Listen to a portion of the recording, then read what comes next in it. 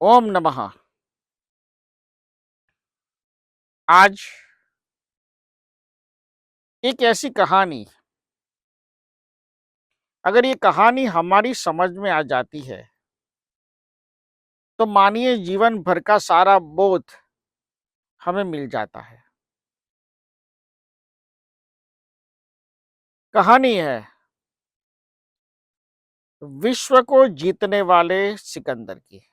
सिकंदर दुनिया जीतते जीतते भारत की सरहद पर आ गया। तब भारत बहुत बड़ा राष्ट्र था। उसकी सीमाएं अफगानिस्तान तक फैली हुई थी। सिकंदर ने शाम के वक्त अपने लश्कर का डेरा डाला। उसने अपने सेनापति सेल्यूकस को बुलाया और कहा, हमने सुना है कि हिंद के जो संत है, ज्ञानी है, वो बड़े ही अच्छी और बड़ी बोध वाली बातें करते हैं। हिंद की सीमा में हम आ गए हैं, तो मैं चाहता हूं ऐसे ज्ञानी के साथ हमारी भेंट की जाए। हम उससे कुछ सवाल पूछे, हम उसकी ज्ञान की बातों से हिंद को समझ सके। अब सिकंदर ने कहा था, सेल्यूकस ने आसपास के सारे गांवों में जहां सिकंदर ने डेरा डाला था, वहां बात करने के लिए सैनिकों को भेज दिया। गांव के लोग डर गए। गांव में एक ज्ञानी पंडित था। उसने कहा कि देखिए, आपका लश्कर जहां ठहरा है, वहां से थोड़े दूर एक छोटी पहाड़ी पर एक फकीर रहता है। कहते हैं कि वो बहुत ज्ञानी है। अगर आपको किसी भी बात का रहस्य या प्रश्न पूछना है, तो आप उससे पूछ सकते हैं और रहस्य जान सकते हैं। फकीर को सिपाही लेकर आए। सेल्यूकस ने फकीर को देखा। मैले गैले कपड़े, बिखरे बाल, हाथ में मिट्टी का कटोरा। सेल्यूकस ने सेनापति को कहा कि ये कहाँ का ज्ञानी तुम्हें दिखता है। सेल्यूकस के पास और कोई रास्ता नहीं था, वक्त नहीं था। दूसरे दिन आगे बढ़ना था, कुछ करनी थी लश्कर को। उस फकीर को सिकंदर के सामने सेल्यूकस ने खड़ा कर दिया और कहा, सम्राट यही ये ज्ञानी है। इतना कहकर सेल्यूकस अपनी जगह पे बैठ गया। सिकंदर ने ऊपर से नीचे देखा। फकीर को बैठने को कहा गया। फकीर नीचे जमीन पर बैठ गया। सिकंदर ने पूछा कि क्या जानते हो ज्ञान के बारे में, ईश्वर के बारे में। फकीर ने कहा, मैं तो इतना जानता हूं कि जहां परम शांति हो, वहीं ईश्वर होते हैं, और जहां ईश्वर होते हैं वहां परम शांति होती है। और जहां मार काट होती है, युद्ध होता है, वहां ईश्वर नहीं, राक्षस होते हैं। फकीर ने पूछा, मैं आपको सम्राट एक सवाल पूछना चाहता हूं।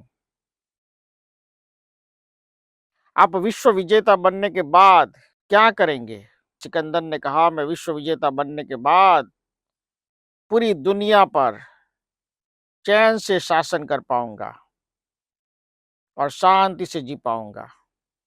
फकीर हंसते हुए बोला, जो आप पूरी दुनिया जीत कर प्राप्त करना चाहते हैं, वो तो मैंने पूरी दुनिया जीते बिना ही प्राप्त कर ली है। मैं ईश्वर के भजन में मग्न रहता हूँ और शांति और परम शांति पे अपने जीवन में पहाड़ी पे बैठा बैठा मस्ती से जीता हूँ। आपको मैं देख रहा हूँ, आपके शरीर पर घाव है, लहू के दाग है आपके कपड़ों पर। मैं आपको बता देता हूँ, जिस दिन आप पूरी दुनिया भी जीत लोगे, तब भी आपको शांति नहीं मिलेगी। अगर आपको शांति चाहिए, तो यहाँ से वापस अपने देश चले जाइए और अपने राजमहल में बैठकर यह सोचिए कि आपने अब तक जो पाया है उससे आप खुश हैं? सिकंदर उस फ़कीर की आँखों में आँखें नहीं मिला पाया। इतनी दुनिया जीतने के बाद भी उसे अंदर से जो शांति मिलनी चाहिए थी, वो नहीं मिली। वो ये समझता था कि मैं दुनिया जीतता जाऊँगा, वैसे-वैसे मेरी शांति और आनंद बढ़ते जाएँगे, लेकिन जैसे-जैसे वो दुनिया को जीतता गया, उसके अंदर की जो शांति और आनंद जो बचा-कुचा था, वो भी समाप्त हो चुका था। अब वो सिर्फ़ और सिर्फ़ लड़ रहा था। उसके हाथ से उसकी ज़िंदगी भी फिसल रही थी, ऐसा उसे लग रहा था। फ़कीर की बातों ने उसके दिलो-दिमाग पर एक गहरी चोट डाल दी थी। फ़कीर ने उसे ये समझा दिया था, तुम्हें इतनी ही ज़मीन चाहिए जितनी ज़मीन तुम्हें मरने के बाद सुलाने के लिए चाहिए। इतनी ही ज़मीन चाहिए जितनी तुम आज पथारी पे सोते हो, उतना ही भोजन चाहिए जितना तुम्हें 2 वक़्त जीने के लिए पर्याप्त हो। और तभी तुम परम शांति को उपलब्ध रहोगे जब तुम अपने अंदर के मोह को मार डालोगे। सिकंदर का मोह तो वैसे भी मर चुका था और इसीलिए भारत से वापस आने के बाद वो फ़कीर की बात हमेशा अपने मन में गुनगुनाता था। सोचता था कि मैंने अपने जीवन में आधी से ज़्यादा दुनिया जीतने के बाद भी अगर मेरे अंदर परम शांति और परम आनंद को मैं उपलब्ध नहीं हो पाया, प्राप्त नहीं कर पाया, तो क्या मेरा रास्ता गलत था? वो जवाब उसे 32 साल की आयु में मरते वक़्त मिला। वो फ़कीर सही था कि कुछ लेकर नहीं जाना है। खाली हाथ आए हो और खाली हाथ जाना है। सम्राट सिकंदर खाली हाथ जाएगा, ये फ़कीर भी खाली हाथ जाएगा, लेकिन मैं अपने साथ मन की शांति ले जाऊँगा, तुम वो भी नहीं ले जा पाओगे। और ये बात सही साबित हुई। सिकंदर हिंदुस्तान से जब वापस गया, इतना ज़ख्मी था, इतना चोटिल था कि 32 साल की आयु में वो तड़प-तड़प कर मौत के बिछाने पर लेटा। उसने अपनी आखिरी इच्छा ये व्यक्त की थी कि जब मैं मर जाऊँ, तो मेरी स्मशान यात्रा में मेरे दोनों हाथ बाहर खुले रखे जाए, ताकि दुनिया को पता चले कि खाली हाथ आए हैं और खाली हाथ ही जाना है। अगर सिकंदर खाली हाथ गया, तो दुनिया में ऐसा कोई इंसान नहीं है, जो मुट्ठियाँ भर के कुछ ले जाएगा।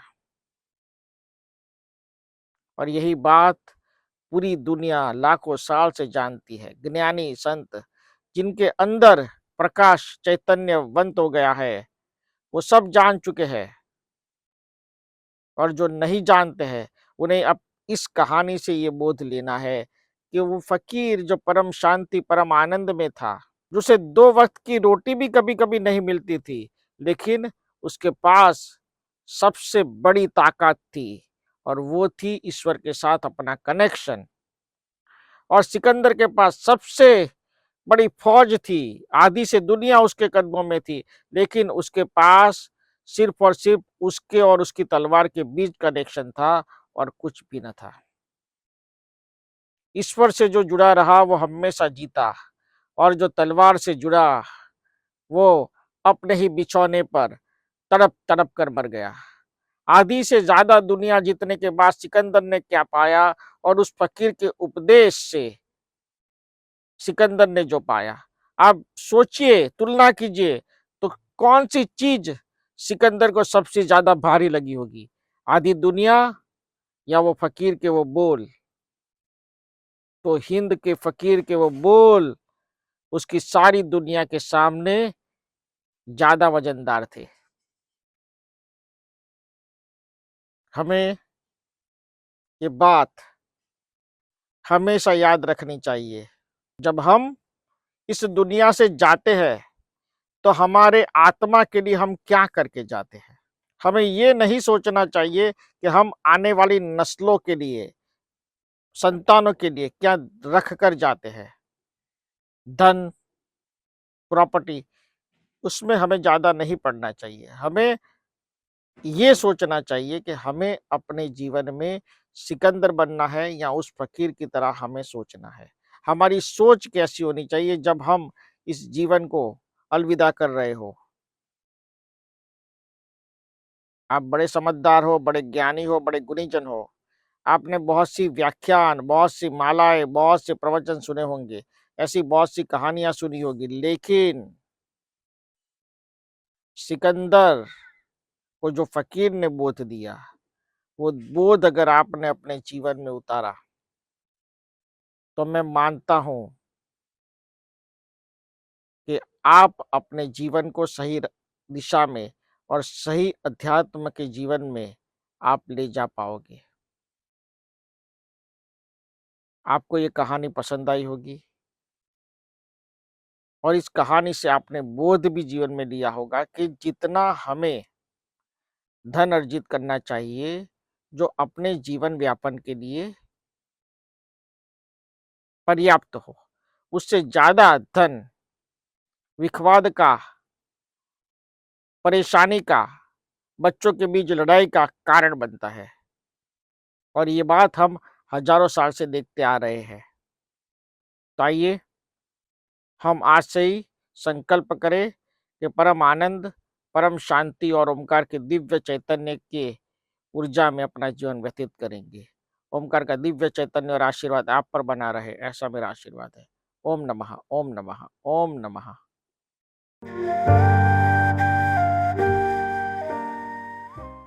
सद्गुरु ओम ऋषि प्रीतेश भाई यूट्यूब चैनल पे सब्सक्राइब कीजिए, बेल आइकॉन दबाएं और आने वाले लेटेस्ट वीडियो आप देख सकते हो।